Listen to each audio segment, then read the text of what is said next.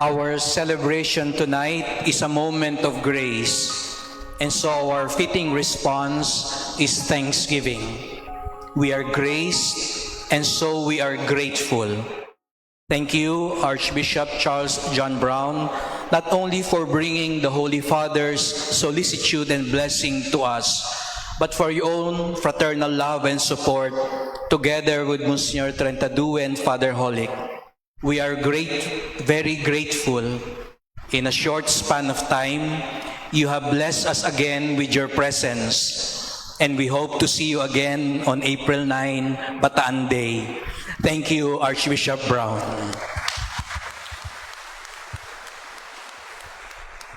Thank you, Archbishops Dong Lavarias and Soc Villegas, Bishop Nes Onchoco, and though he cannot make it tonight because of prior engagement, Bishop Ruperto Santos, for being instruments of grace in the history of our diocese. I still have to learn so much from you, and as I approach you and ask your guidance, please be patient with me and always remember me in your prayers. I am here because of you. Thank you for your inspiring message and presence. Thank you, Bishop Ted Bacani, who, like me, his mother is also from Bataan. Whether in Quiapo or Bataan, we are still together. Thank you, dear bishops. Palakpakan po natin. I pay singular tribute to Bishop Celso Guevara, our first bishop, and the pioneering clergy and lay leaders of the newly born Diocese of Balanga 50 years ago, who undertook the bittersweet task of organizing our local church. We owe it a lot to them. We should not forget all their sacrifices, and we lift them up to the Lord now in prayer, that they may be rewarded for all their efforts. Thank you very much, dear people of God.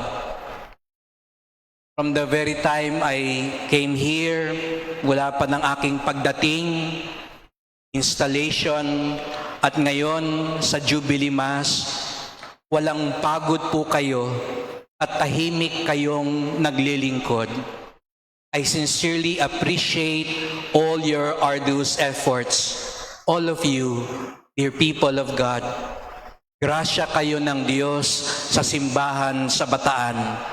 Thank you for all the hardworking committees who have generously given their time, talents, and treasures. Let me take this opportunity to personally express my sincerest gratitude. Thank you, Reverend Tristan Pacheco, for leading us all in these Jubilee activities. Grasya kayo ng simbahan. Thank you to our public officials, led by our dear Governor Jose Enrique Garcia, Representative Albert Garcia, Representative Gila Garcia, Representative Jet Nisay, Mayor Francis Garcia of Balanga, and all our other public officials present. Ever since I arrived, I can feel your support to make our province a cradle of heroism and holiness. And I look forward to being your partner for the growth and good of our province. I am not only offering my thanksgiving for this single event and Mass. There is a more important reason to give thanks. As I said in my welcome remarks, though we are just 50 years as a diocese, our province is 268 years old since 1757. And Abukay, our oldest parish church, is 437 years old since 1588. But long before everything was created, the Diocese of Balanga is already in the mind and heart of God. He is already here, even before we were born, before we did and accomplished anything. Bataan is holy ground because God is here ahead of us. And so like his injunction to Moses in Exodus 3:5, we remove our sandals and acknowledge his divine presence. We celebrate with humility and gratitude. We are standing not only in the shoulders of our ancestors in the faith, but on the very foundations our generous God has laid upon us in history. We are just reaping the harvest of God's graces. Kaya ngayon pa lang po, nagpapasalamat na po ako sa ating kaparian, relyoso at relyosa, mga kapanalig at kaparokyang laikong lingkod. Salamat po, hindi lamang dahil nandito kayo ngayon, kung hindi dahil alam ko, nais ninyong lalong lumago sa kabutihan at kabanalan ang ating diocese. Ngayon pa lang, nagpapasalamat na po ako dahil alam ko, tutulungan ninyo ako sa pagpapatuloy at pagkakaisa ang mga grasyang aking pinagdarasal mula pa nang dumating ako dito sa Bataan. Mas maraming dahilan para tayo magpasalamat at umasa, kaya tayo nagdiriwang. May mga sugat, kamalian, pagkukulang o pagmamalabis man.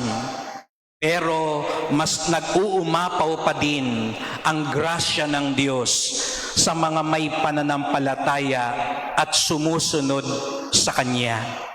Kung katulad ni Moises, naiiwan natin ang ating mga sariling dalahin at kikilalanin muna natin ang presensya at grasya ng Diyos, mas lalo nating malalaman saan tayo nais dalhin ng Diyos sa ating kinabukasan.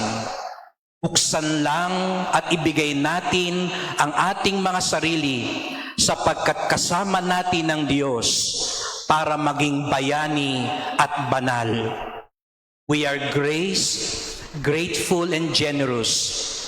If this spiritual reality is in our hearts, we will really move forward. Our diocese, our province, our country, our world will truly be a reflection of God's eternal and universal kingdom, a kingdom of truth and life, a kingdom of holiness and grace, a kingdom of justice, love, and peace. May Saint Joseph and Our Lady of the Most Holy Rosary always help us cultivate gratitude and hope so that we may always discover, receive, and share God's unending graces. Walang hanggang pasasalamat sa Diyos. Thanks be to God. Salamat sa Diyos.